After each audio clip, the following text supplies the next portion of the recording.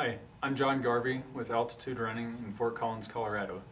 When people talk about the core, what usually comes to mind is the abdominals and the spinal erectors.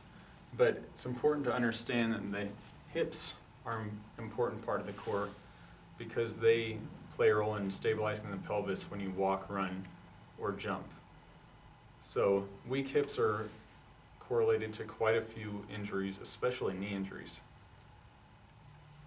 That said, you want to be proactive about it.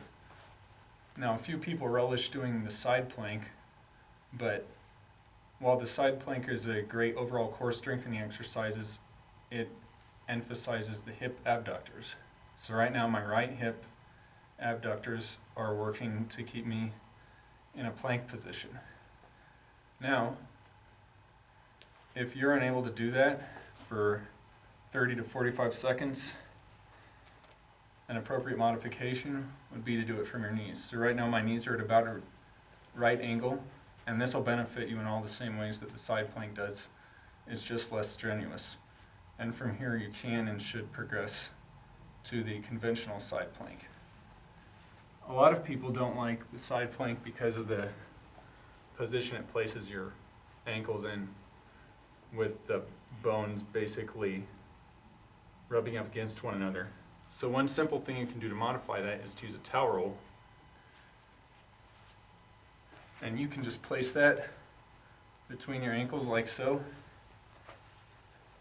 It'll make it markedly more comfortable without making this exercise any less beneficial to you. One progression you can do when you get to the point where this is no longer challenging you is to take a light dumbbell, 3, 5, 7 pounds, and do what's called horizontal abduction, like so. So, I have a 5-pound dumbbell here. I'm certainly capable of using a lot more, but you don't want to make the mistake of making this an upper body exercise. So I'm going to come up like so, and back down. And note that my hips are not moving as I do this. So good form and alignment is still paramount. From there,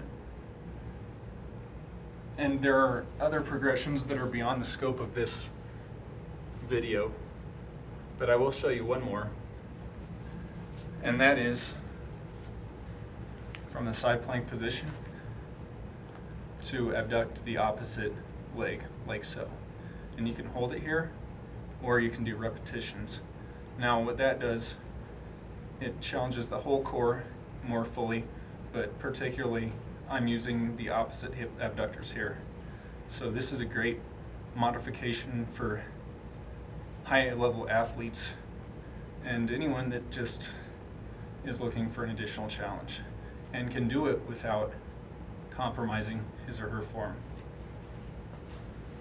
I welcome any questions you may have. Have a great day.